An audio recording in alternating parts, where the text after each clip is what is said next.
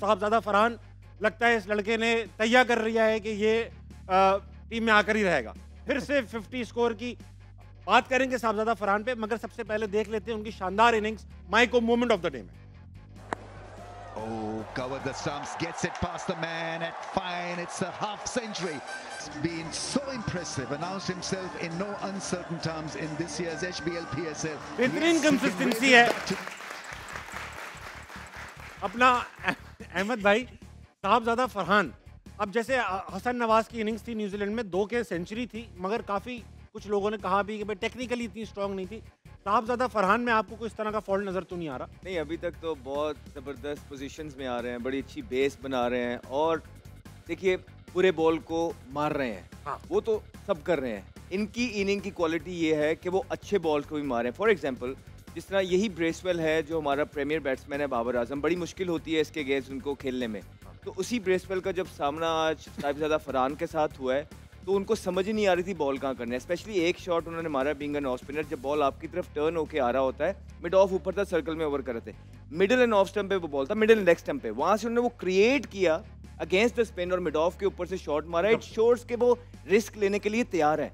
It shows के वो बिल्कुल डरे डरे नहीं खेल रहे। वो उस बॉल को सिंगल, दूसरा कोई होता उन्होंने सिंगल करनी थी, लेकिन the guy showing intent in every single game और वो बिल्कुल हर गेम में पिछले से बेहतर फॉर्म के अंदर नजर आ रहे हैं। आई थिंक ये राइट टाइम है कि इन पे इन्वेस्ट किया जाए और इनकी जो फॉर्म है वो नेशनल साइड के लिए यूटिलाइज किया जाए। देखिए हो सकता है कि वो अगले आने वाले मैचेस में परफॉर्मेंस ना भी करे 2-3 मैच में, लेकिन जिस तरह की उनकी गेम है वो अटैकिंग खेलते हैं। अब आपको उनको भी साथ देना है, जिस तरह आपने फखर का दिया, जिस तरह आप साइम अयूब का देते हैं, इसी तरह का पोटेंशियल इसमें भी मौजूद है।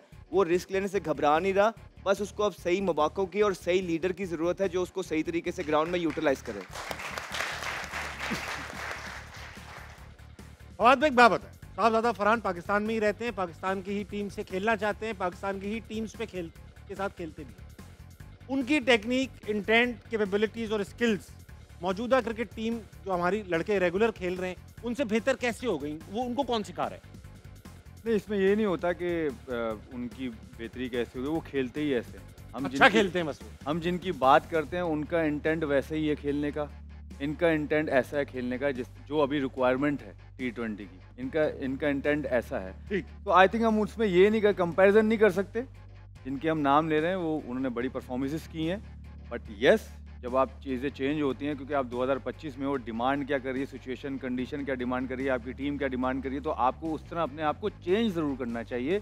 और जितने भी बड़े प्लेयर्स जो बनते हैं, जो कहलाते हैं, अगर आप उनका स्टार्टिंग एरा देखो तो वो जिस तरह आते हैं, जब उनका ख़त्म होता है तो वो वैसे नहीं रहते। वो बहुत सारी चेंजेस लेके आते हैं अपने अंदर बीच बीच में और उनकी परफॉर्मेंस इसी तरह बेटर होती रहती है।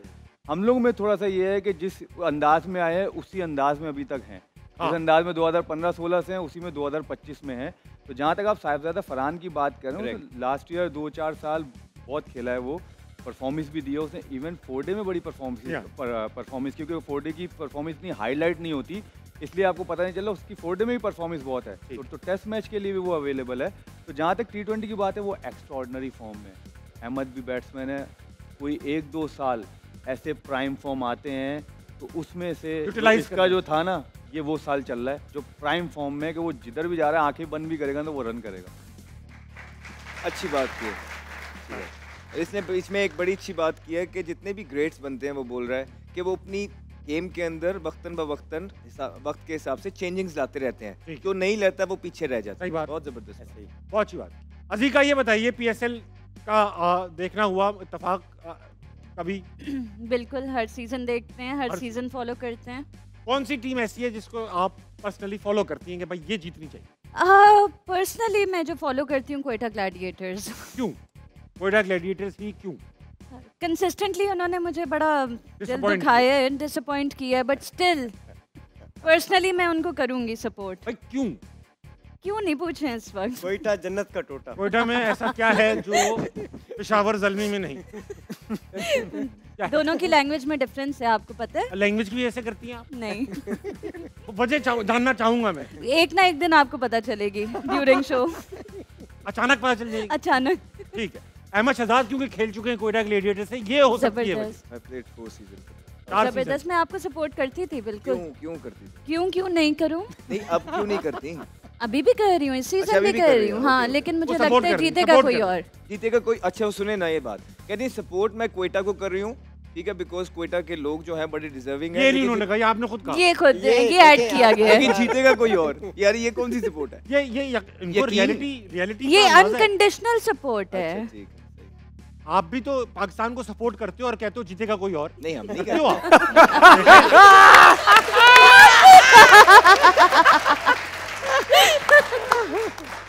गुड। आप कुएं से चाय पी रहे हो, इतनी देर हो चुकी, खत्म नहीं हो रही चाय। अब हो जाएगी, तूने heads up दे दिया ना। अच्छा भाई एक बात बताएं, दोनों से सवाल है क्रिकेट के ऊपर ही, शादाब के ऊपर सवाल करूंगा। पिछले मैच में तो लेट आए क्योंकि लड़के आ रहे थे, हिटर आ रहे थे, हिटिंग कर रहे थे। आज 2 नंबर पे आ गए, सेकंड डाउन आ गए, सॉरी सेकंड डाउन आ गए। शादाब की फॉर्म नहीं लगी हुई, उन्हें भी पता है, सबको पता है। सेकंड नंबर पे अपने आप को चैलेंज करने आए थे या स्ट्रेटेजिक डिसीजन? नहीं, मैं जितना भी वो परफॉर्मेंस कर लें, लेकिन मुझे एज अ कैप्टन अगर पाकिस्तान टीम की तरफ देखी जाए तो उनकी बॉलिंग की जरूरत, और उनकी इधर इस्लामाबाद यूनाइटेड के अंदर भी इतनी बैटिंग डेप्थ मौजूद है कि उनको जो है ना ये नंबर नहीं बनता। फिर आप कहते हैं कि पाकिस्तान टीम के पास प्लेयर नहीं आ रहे। यार अगर हैदर अली आपके पास है तो उसको पूरे मौके तो दो, वो पिंच हिटर नहीं है। अच्छा खेले आज। फादी कल क्या बात कर रहा था? फादी कह रहा था कि जो जिस तरह का प्लेयर है, जिस जगह का प्लेयर है, उसको वहाँ मौका दिया जाए जहाँ वो डोमेस्टिक के अंदर रन्स करता है।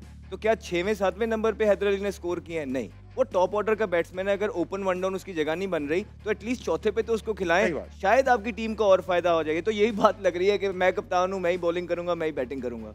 हाँ मेरा बैट बॉल है, मैं सबसे पहले करूँ। इमाद वसीम बैटिंग करने नहीं आए, नसीम शाह आ गए, क्यों?